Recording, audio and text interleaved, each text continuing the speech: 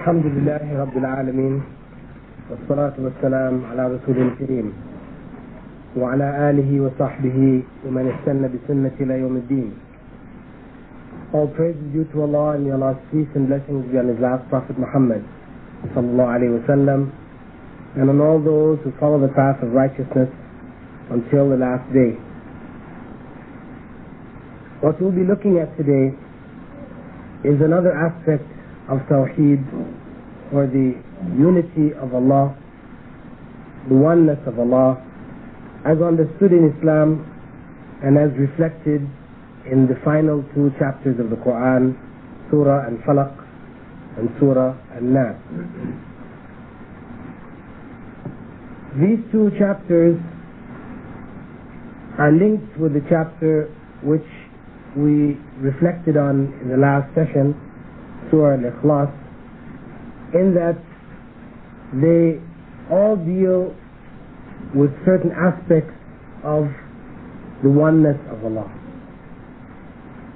Soorah al-Ikhlas is very plain, very straightforward, in that it starts off by saying, say, He is Allah, the One, the Unique. And it goes on to explain that oneness directly. Whereas in these last two chapters, which follow,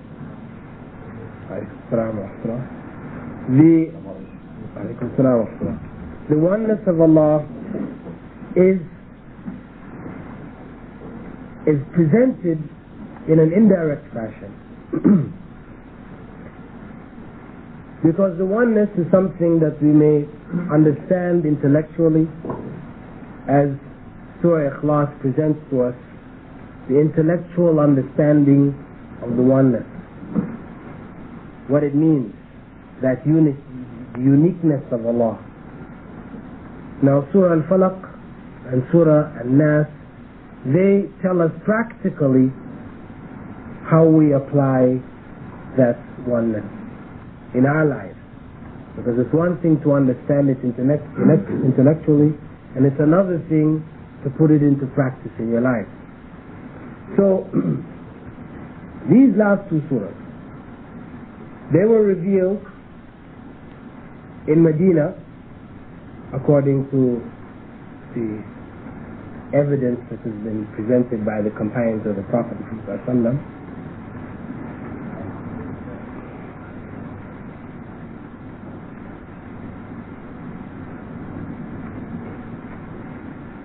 And the reason for the revelation was a particular incident which happened in the 7th year after the Hijrah, after the Treaty of Hudaybiyah, when the Prophet Muhammad ﷺ returned to Medina. A Jew there by the name of Labib ibn A'sam conspired along with other Jews and others who were opposed to the Prophet Muhammad ﷺ and his message. And Labib was a magician, a person who practiced the placing of spells on people, etc. And he utilized a young boy who worked for the Prophet Muhammad ﷺ as a servant who used to work in the Prophet's home. And this boy collected some hair of the Prophet Muhammad ﷺ, which was entwined on a piece of his comb. He collected this and brought this back to Labib. Labib then prepared a particular charm and made certain incantations over the hair which was tied along with the pieces of the comb. A kind of a charm was made, and a spell was cast on the Prophet Muhammad ﷺ. Now this is something which is recorded in the authentic traditions of the Prophet Muhammad ﷺ. His companions, they describe this incident in detail. And it is something that it would be unacceptable for a Muslim to deny. regardless of how we might feel about the magic that we know that people practice in these times on stage, etc., we know it to be just tricks, etc. This incident, along with certain verses of the Quran, indicate to us that there is, in spite of the trickery that is involved in magic, there is a certain aspect of magic practiced by some which goes beyond the mere illusion which the magicians that we know of practice. In any case, when this spell was cast on the Prophet Muhammad ﷺ, it affected him in such a way that he thought that he had done certain things that he had not done, and that he hadn't done certain things that he did do. It was affecting sort of his memory in that sense. It also affected his depth perception. Things which were far appeared close, things which were close appeared at a distance. Now this happened for a period of time, not very long, and the Prophet Muhammad ﷺ, after suffering from it, prayed to Allah and asked Allah to relieve him of it. And on one occasion, after praying to Allah, he saw himself in a dream wherein two men stood, one at his head and one at his feet. They were in fact angels in the form of men. And one was speaking to the other. One said, "What's wrong with this man?" And the other one said, "He has been put under a spell by a Jew by the name of Labib ibn A'sam. And the charm that he made, he placed it in the bottom of a well known as Zarwan, which is the well used by the clan of Zuraiq.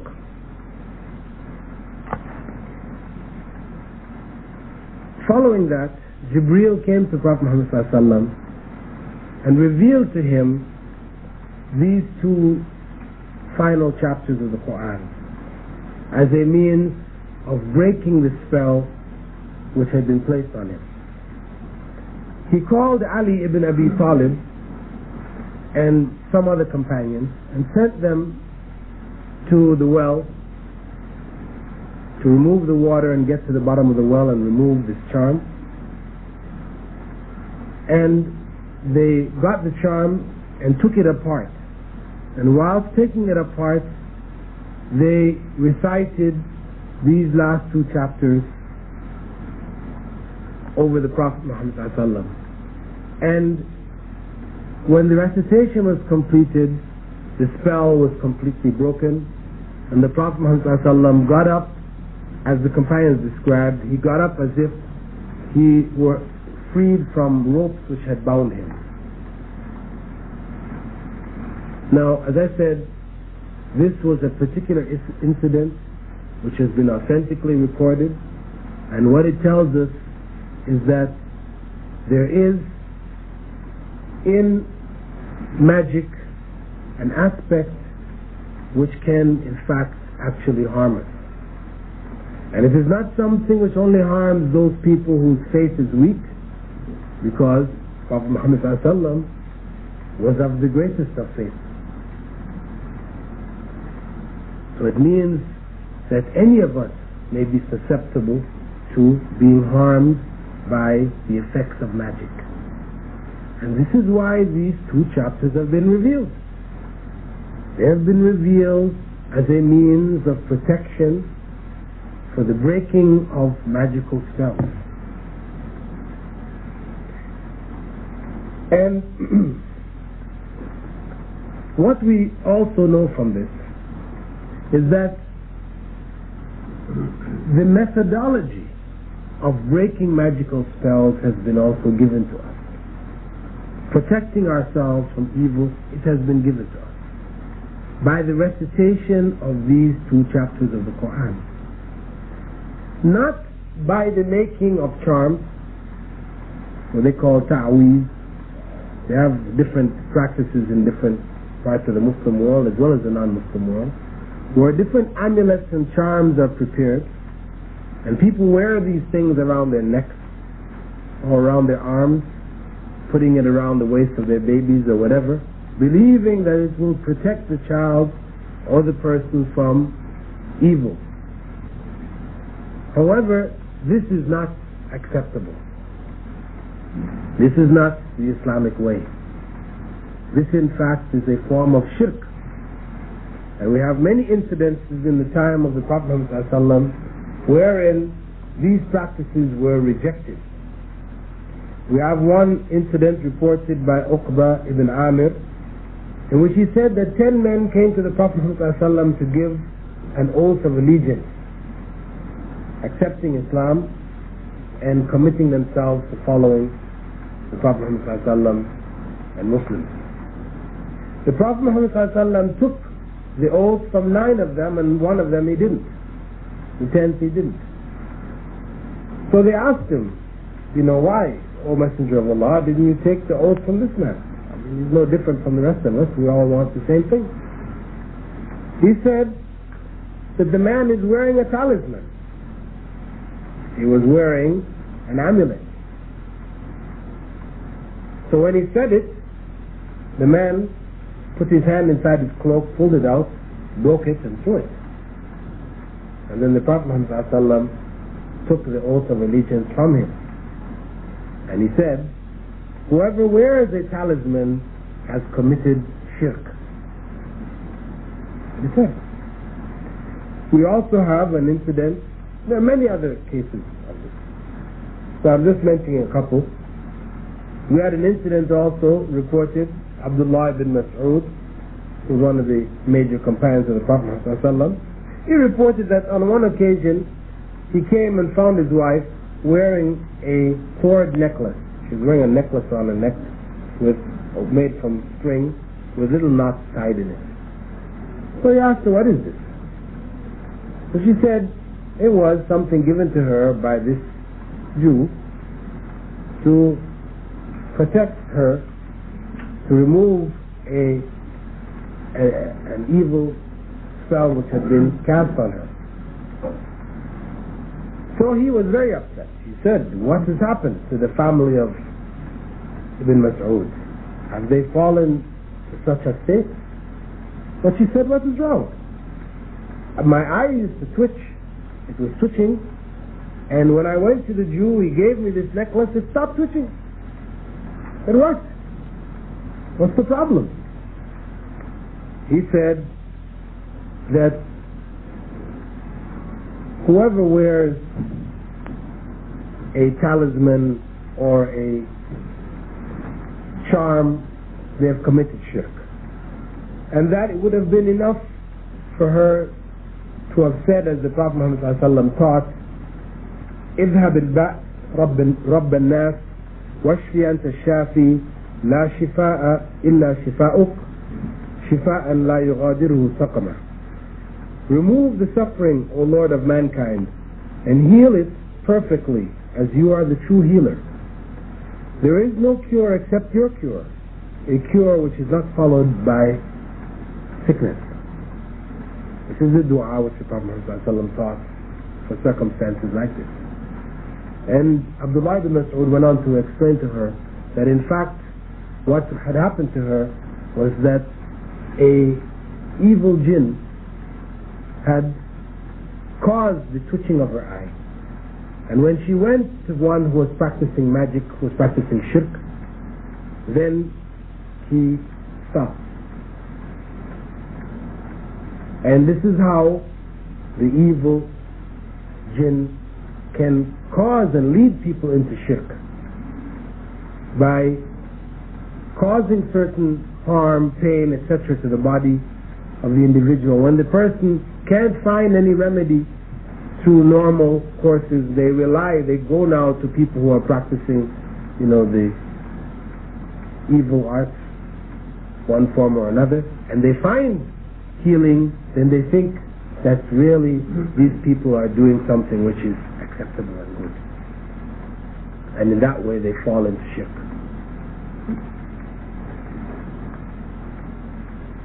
This chapter, or these two chapters, and the first of the two is Soorah al-Falaq.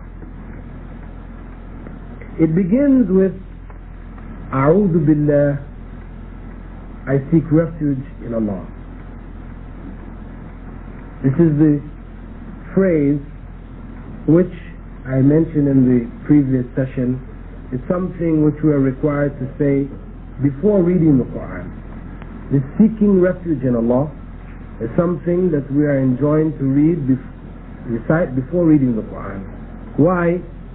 Because Allah, in the chapter known as an-Nahl, the bee, chapter 16, verse 98, He has commanded us that whenever we're going to read the Quran, we should seek refuge in Allah. Why? Because the Quran is the book of guidance. It is guidance 100%. And as such, the satanic, the evil forces do not want us to gain the benefit of this guidance. So they will try their hardest to cause us to swerve and to not benefit. So we seek refuge in Allah. So this principle of seeking refuge in Allah is something which you will find when you look throughout the Sunnah, the way of the Prophet Muhammad ﷺ. He has taught us to seek refuge in God under a number of different circumstances.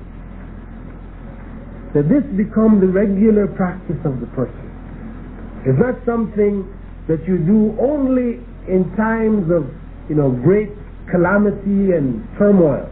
When something finally happens to you, scream out, "Oh God, help me." This is the only time, otherwise you're not seeking God's help, you're not seeking God's protection. It's only in this time of extreme emergency that you call it. No, this is not the way. Because this is not now an act of faith. This is an act of desperation.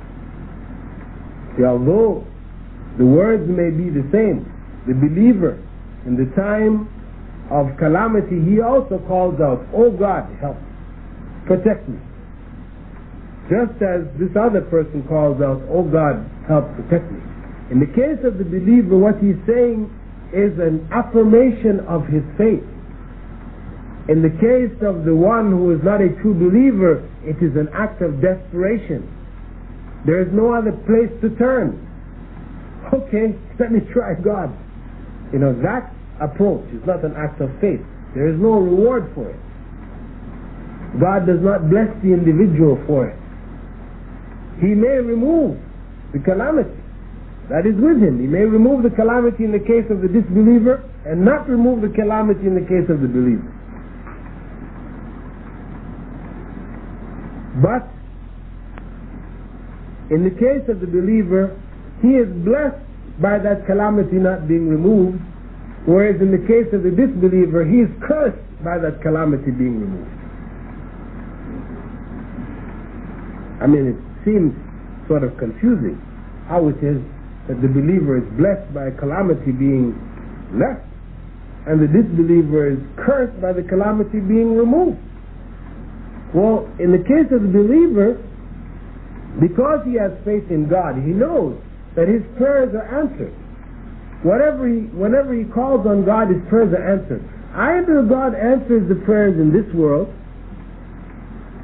and he gives the believer what he or she asks for, or the reward for that prayer is given on the day of judgment. Because the answering and giving the person what they want was not the best for them under that circumstance.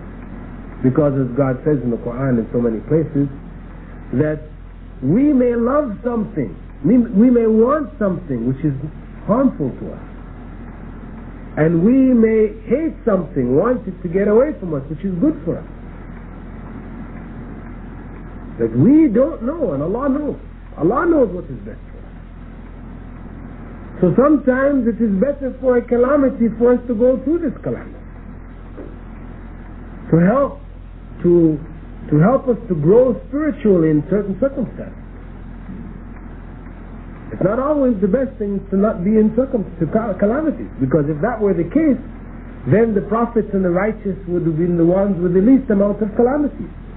When in fact, the Prophet Muhammad ﷺ, when he was asked, who are the people who receive the most calamities in this life, he said the prophets. Then those that are most like them. So there is blessing in calamity. If one has faith, it strengthens one's faith, and one is blessed for being faithful and patient. Whereas for the disbeliever, when he screams out, God help me, out of desperation, and God helps him,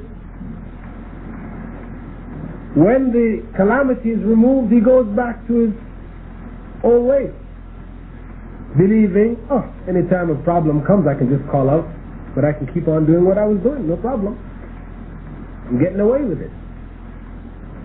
So he is deluded, he's further deluded into thinking that what he is doing is okay, because here he was doing evil, then he called on God when he needed God's help, God helped him, so he can carry on doing evil. When he gets into a rough situation again, he can just call on God and help will come. He's deluded. So God's help for him there is a curse. If God's help didn't come there, perhaps he may have stopped and reflected.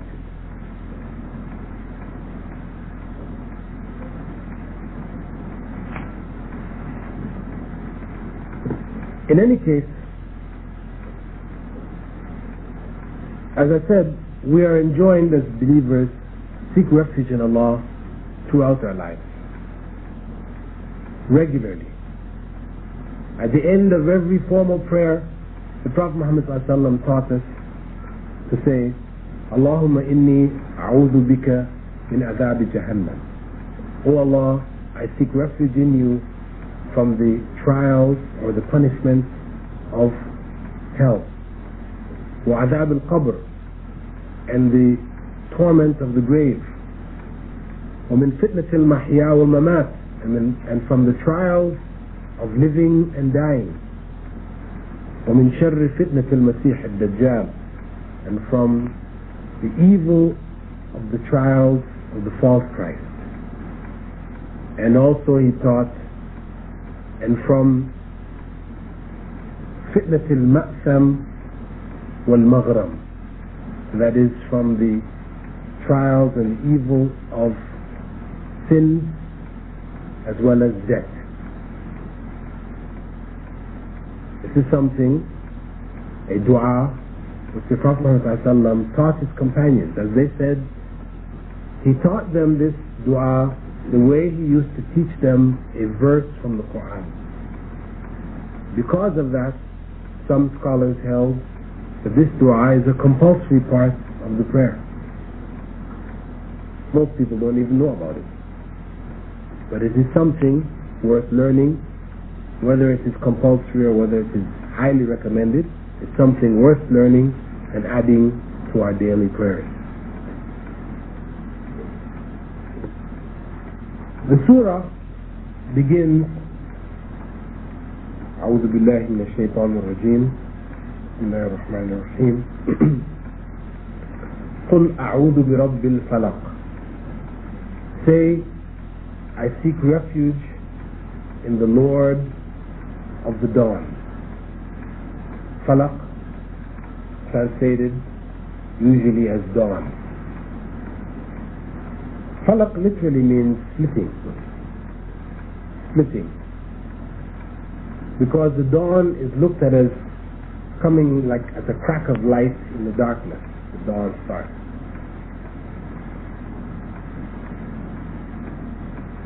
This time, the dawn, the significance of referring to Allah as the Lord of the dawn is that it is Allah who is the one who brings the dawn. From the darkness of the night, it is He. He who has the power to bring the dawn, He is the one in whom we should seek refuge.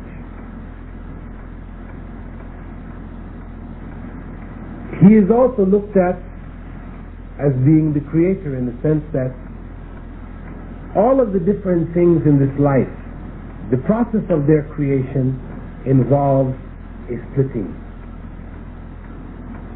Allah refers to himself as being Falaq and Nawa, the one who splits the seeds. You know, when you see for seeds to grow, there is a splitting process that takes place. Even with the human being, when the embryo, when the first cell is formed, it splits. The process of splitting, dividing. Everything, you know, in terms of the creation, you find that this process of splitting is involved. Allah refers to himself as the one who splits. You find in du'as where Allah is referred to as the one who splits open the eyes. You know, splits open the hearing. You know, even when you see when the eye is formed in the embryo, you know how it forms, it's like there is something cutting and causing it to open. You know, this whole process is something that we've seen throughout creation. So the falaq here could be referring to this process of splitting by which Allah is the creator, the one who creates all things. So he is the one being the creator, he is the one in whom we should seek refuge. But if we go back to the idea of the dawn, for us we know also as believers that the dawn has special significance in terms of prayer. This is the prayer which is the most difficult of all prayers, the prayer of the dawn. Allah is the Lord of the dawn. When we don't get up to pray, we have submitted ourselves to Satan instead of to Allah. The Prophet Muhammad ﷺ had said that this prayer is the most difficult on the hypocrites. For those of us who want to measure our iman, to judge ourselves, to find out, you know, where we're at, you know, are we growing spiritually or what? We judge ourselves first and foremost by the dawn prayer. And all we have to do is go in the masjid here in Fajr, and this will tell us something about, you know, the state of the Muslims in this area here. And in the masjids around the Muslims. This is the time when you least find Muslims in the masjid, the dawn. So who is the Lord of the Muslims today? It certainly isn't the Lord of the dawn. It is something we should reflect on. We seek refuge in Allah. And Allah in the surah goes on to tell us what within His creation should we seek refuge from. Min sharri ma khalaq, from the evil of what He has created. He didn't say from the evil He created. And Allah has said that He created all things. But He has chosen to refer to the evil of what He has created.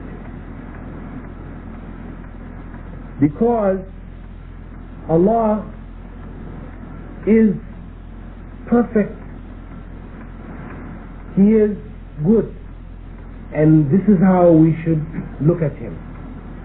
Though we recognize that whatever evil takes place is by His will, it is a part of that creation, we don't, out of, you know, honor and glory to God, we don't attribute it directly to God. It is within His creation, and it is His creation. But Allah refers to it as the evil of what He has created, in showing us that the evil which exists is not pure evil. It is relative evil. There is a good side to it. It is not created purely as harm to people. There is a good side to it. And truly, when you go and you look at all the different things that you consider to be evil, things that hurt you, because evil, it really ends up being something that hurts you in one way or another. This is what you look at as evil, the things which hurt you. This is how we ultimately define what is evil. So among the things which hurt us, for example, we may find that the fish, if you eat a fish bone and it sticks you in the throat, this is something which is evil. This is hurtful to you. We may intend good and evil results, or we may intend evil and good results. This happens in life all the time.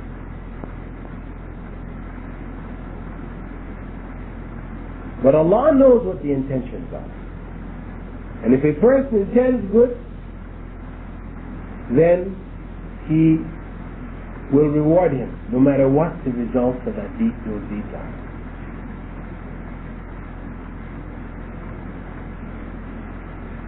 So Allah tells us to seek refuge in Him from the evil in the creation of what He has created. Included in that is ourselves. So we seek refuge also from the evil which comes from ourselves.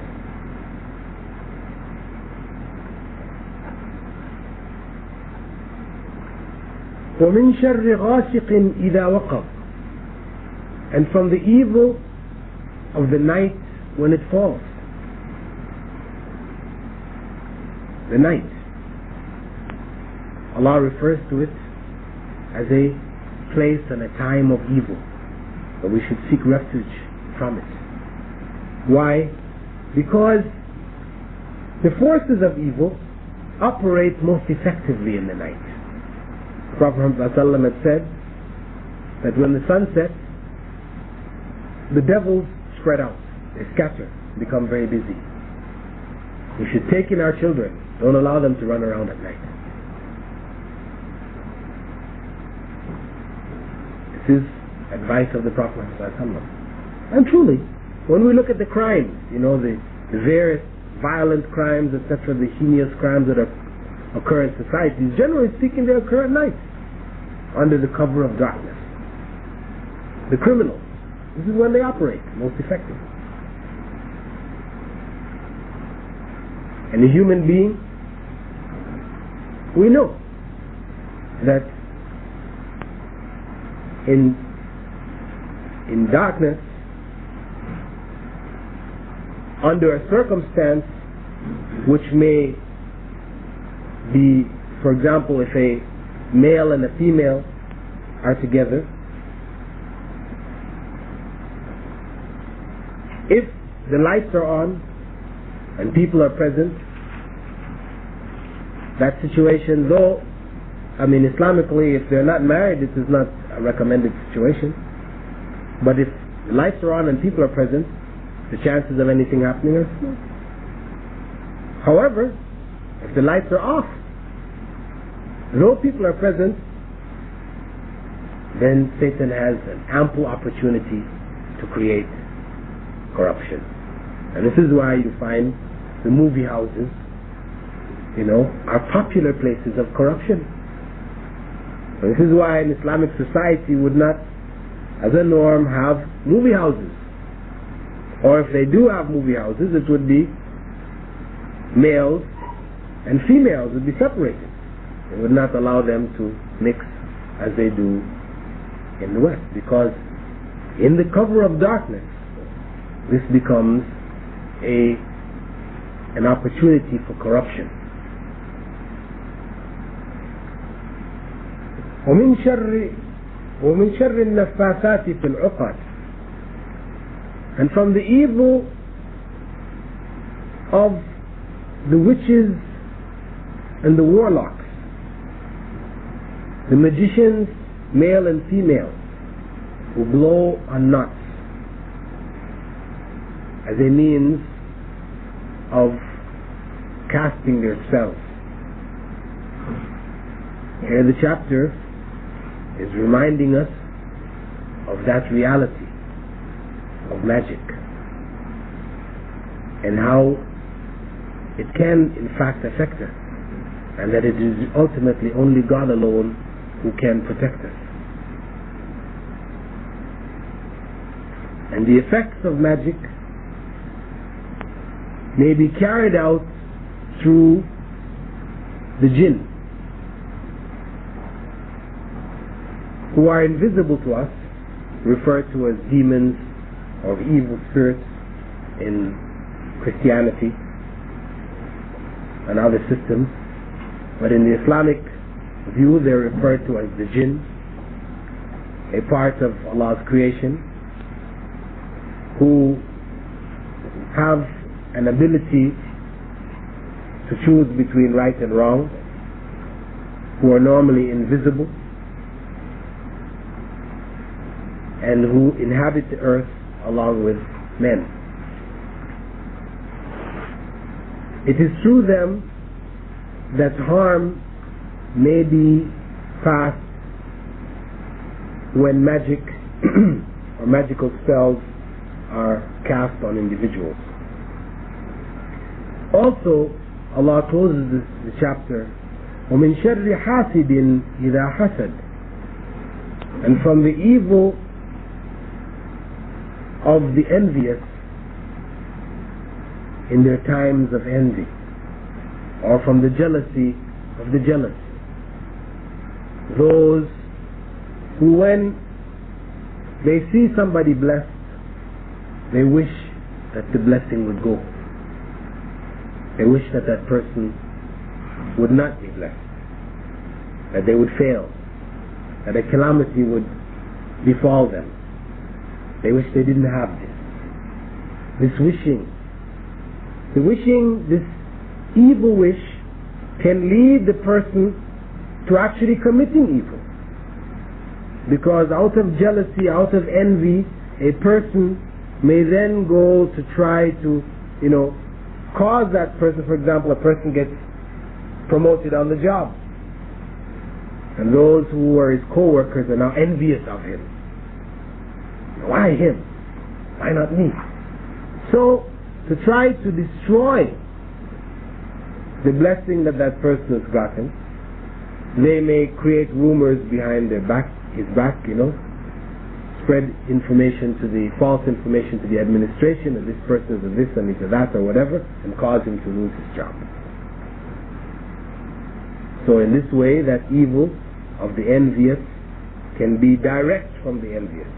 But also, there is such a thing as what is known as the evil eye.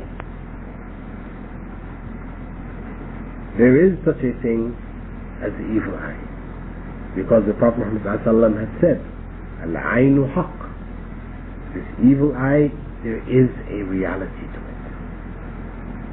The harm from the evil eye comes again through the agency of the jinn.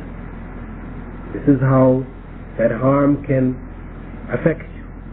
Somebody wishing evil, submitting themselves to Satan, etc. The jinn may affect you physically, causing certain pains in your body, or, one way or another. You can lose certain things, some things you have disappear, they're no longer there, they're lost, whatever. Through the agency of the jinn, this evil wish can also affect the individual. So Allah has told us to seek refuge in Him even from this evil eye. And the following chapter, Soorah an-Naas, we find that Allah continues on with the same ideas, beginning first by reminding us that we should seek refuge in the Lord of mankind. قُلْ أَعُوذُ بِرَبِّ النَّاسِ. The Lord meaning one who sustains, looks after, keeps functioning. He is the Lord. Malik an-Naas, the king, the one who owns. Because not every lord, one who sustains and runs, manager, is a king who owns. And then Allah goes on to say, Ilah an-Naas, the God. Because not every king is a God. There is only one true God. So Allah is the only one who deserves to be worshipped. He is the one who owns the universe.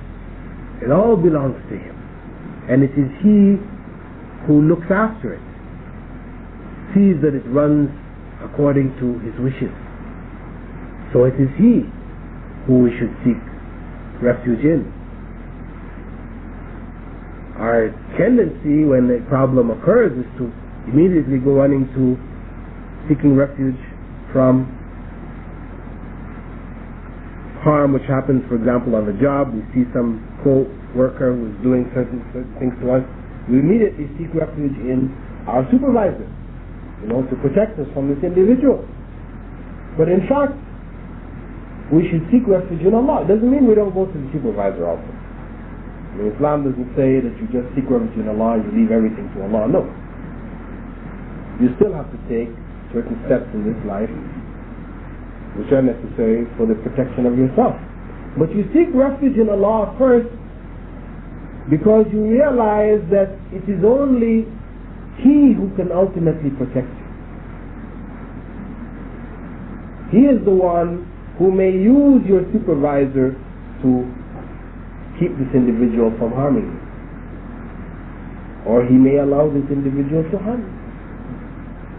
So we have to seek refuge in Allah. And know that whatever comes afterwards is what was best for us. So when our supervisor doesn't come through, we don't become so frustrated, that life becomes terrible for us, we can't, function anymore on the job. No. Why not? Because Allah will. Because if it were for us to be protected through the supervisor, then Allah would have set that in motion. So we are able to, keep a steady course in our life. We're not thrown off course when things don't go the way we expected. He's the supervisor. Why didn't he do it? He should have. People get so frustrated, it causes them, to become dysfunctional. And they end up losing their jobs, etc., etc. Well, no. The Muslim, because he knows that it is with Allah ultimately, even though the supervisor didn't come to do the job he should have done, or whoever, the manager or whatever, we know that ultimately it's with Allah. We did what we could, and this is Allah showing us also that, it is these people, we cannot depend on these people. We can't depend on men. We can only depend on Allah. So Allah, after reminding us, goes on then to say, من شر الوسواس الخناس, from the evil of the whisperer. الذي يوسوس في صدور الناس, who whispers in the hearts of men. And al-Khannas is one who not only whispers, but he whispers and then he runs away.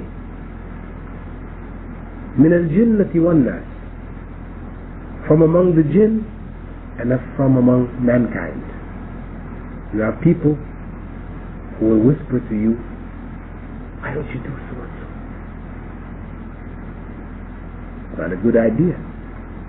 But they whisper, yeah, it's good. You should do it. And then when you go to do it, he leaves. And you get caught.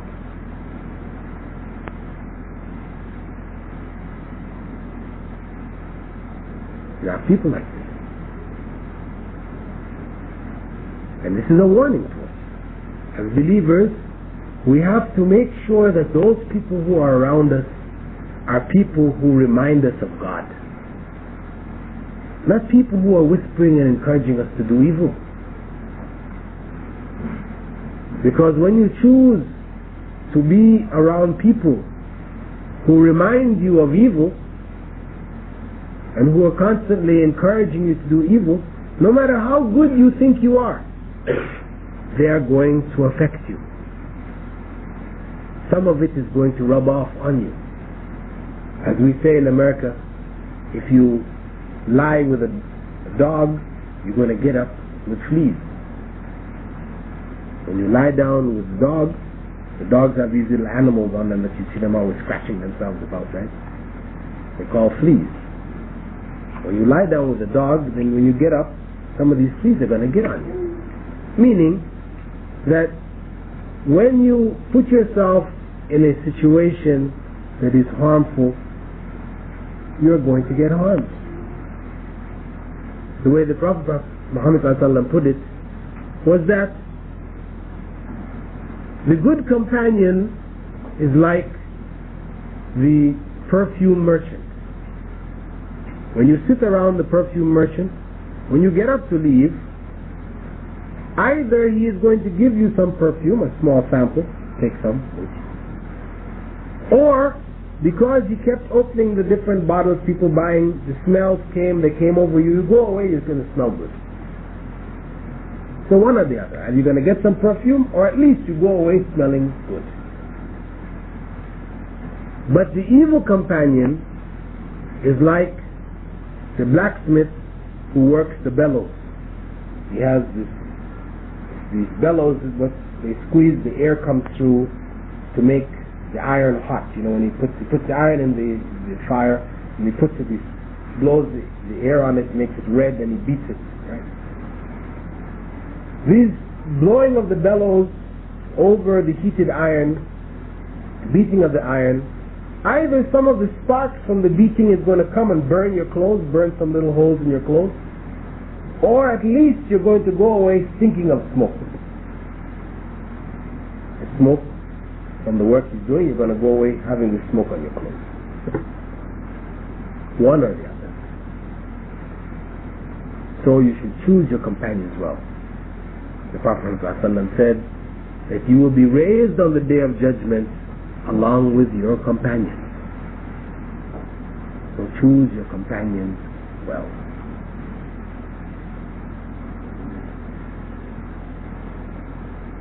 The whisperer also is from the jinn. The jinn may whisper in your ear in your sleep, coming into your dreams, creating bad dreams for you, dreams which are either scary or corrupt, evil. We should seek refuge in Allah from these. If we wake up at night in midst of a dream, an evil dream of this type, we say A'udhu billahi minash shaitanir rajeem, and we turn over to another side. If we're sleeping on our right side, shift over to our left side, whatever.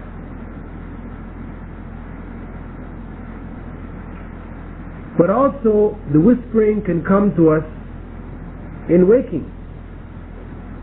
You may be doing whatever job you're doing, or going wherever you're going, thinking reasonable thoughts. Then all of a sudden in your mind comes an idea, something bad. And you wonder, where did that thought come from? I know if you're conscious, you're conscious Islamically, you're conscious remembering God, etc. When this thought comes, it's going to appear very unusual. You wonder, where did that thought come from?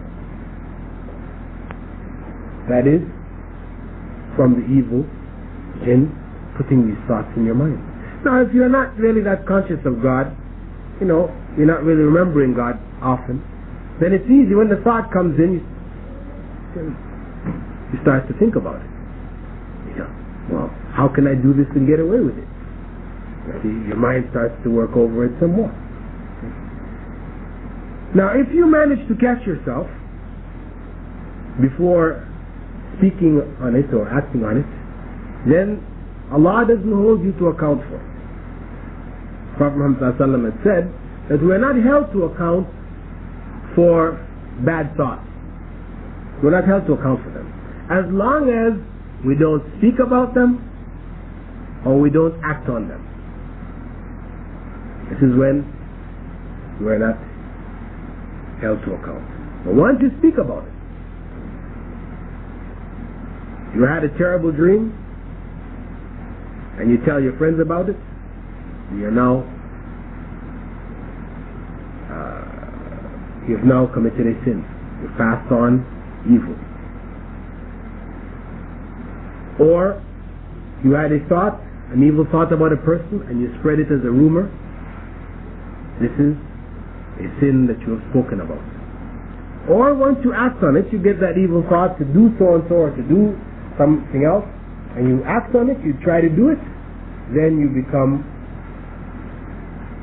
responsible. It is a sin counted against you on the day of judgment. So Allah advises us here to seek refuge in Him, because He is the only source of refuge, the only true source of refuge from the evil of the things within His creation, whether they're intended to harm you, people have intent, or whether they're unintended, it happens by what appears to be accident. From the evil which is within ourselves, the evil of those around us through the whispering, so that we may find the necessary help that we need to get through this life on the path that we call the Sirat al-Mustaqim, the straight path. This is a constant. We have to be constantly seeking refuge in Allah, affirming our faith in God, to protect ourselves from the forces that are around us. But this, as I said, is not something that we merely say. It is something that has to come truly from our heart. In the same way that the amulet or the talisman that you may wear, people will make little Qur'ans, whole Qur'ans that are 1 inch by 1 inch or 3/4 of an inch by 3/4 of an inch. These little Qur'ans, where the intention from these Qur'ans is not to read it, because you will need a microscope to read it, and people who wear these Qur'ans don't carry microscopes around with them. They wear these Qur'ans believing that in wearing the Qur'an it is going to protect them from evil. Or they buy, you have Ayatul Kursi is written on they etch it in gold or silver, and women will wear it or men may wear it. Or people will get pictures of it and put it on their walls. Or you can now buy a poster, where the whole Quran is done in letters so fine you can't read it, but it's all there. The whole Quran on one poster. People put it on their walls. Not just for decoration, they're putting it on the walls for a purpose, believing that having that Quran on the wall there is going to make a difference. Or people in their cars, they will have, zikr beads hanging there, or a little Quran or Ayatul Kursi or whatever. And people in doing these things are believing that these are going to protect them from evil. You see, what they've done is they've turned the Quran into an amulet, where the methods of protecting ourselves, the Prophet Muhammad ﷺ has told us, it is the recitation of these chapters of the Quran. The recitation, not the hanging, not the etching, sticking on the walls, wearing around the necks and so forth. If this was the way, Prophet Muhammad ﷺ would have been the first to do it. He didn't do it, his companions didn't do it. This is not the way. The way is in the recitation. And it is in the recitation from the heart. When the person recites these chapters sincerely from the heart. Because just reciting it as a ritual, of course, again, it is useless. It is useless. It's something we've talked about in previous lessons or previous sessions. There is a tendency amongst Muslims to take certain invocations and turn them into just ritual words and sounds. You see, people after the regular prayers, Prophet Muhammad ﷺ told us to say Subhanallah, Walhamdulillah, Wa la ilaha illallah, Wallahu Akbar, to say these, like 33 times or so many times or whatever. And you'll find people after the prayers,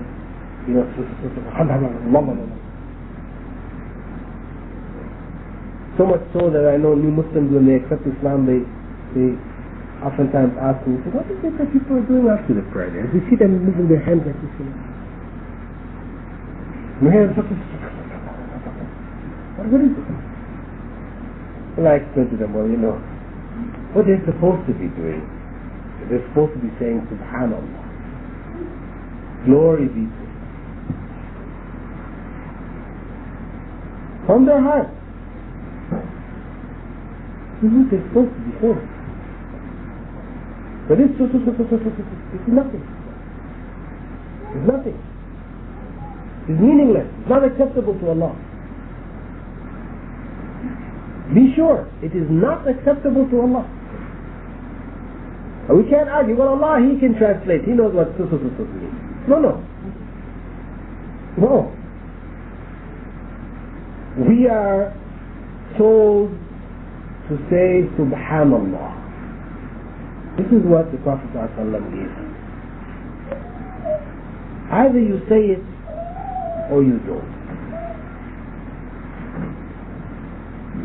And by saying it properly, you have a chance to reflect. By saying who can reflect? How can you reflect? You're just now doing something as a ritual which you want to get through quickly so you can get off from the prayer and go doing what you have to do. This is what you have turned the remembrance of God into. Similarly, to say the Qul, these surahs, to say them in a ritualistic fashion, they are not going to serve as a means of refuge for us if they are not coming sincerely from our hearts. Now, Prophet Muhammad ﷺ, before going to sleep, it was his practice to recite the first Soorah al-Ikhlas, Qul huwallahu ahad, Soorah al-Falaq, Qul a'udhu bi rabbil falaq, and Soorah an-Naas, Qul a'udhu bi rabbil Naas. He used to say these three surahs 3 times, putting his hands together, blowing in his hands, reciting these, and then wiping them over his body, over the front of his body, and then what he could on the rest of his body. He would do this act 3 times before going to sleep each night. This is from his sunnah, something recommended for us. And the blowing, the term used is nafas, which is not strictly blowing as we know it in English, but somewhere between spitting and blowing. Not in that spitting involves gathering spittle and spitting out. It's not, you don't do this, but you make a sound which is almost like that. That is, instead of going, you do as if you're spitting, but no spit comes. This is the nafas. And this is what you do. You blow in your hands in this fashion, and then you recite these 3 chapters of the Quran and wipe it over your body. This was part of the sunnah of going to sleep at night. The believers are enjoined before going to sleep at night to recite these 3, to lie on one's right side, not on one's stomach. So it's not forbidden to lie on one's stomach.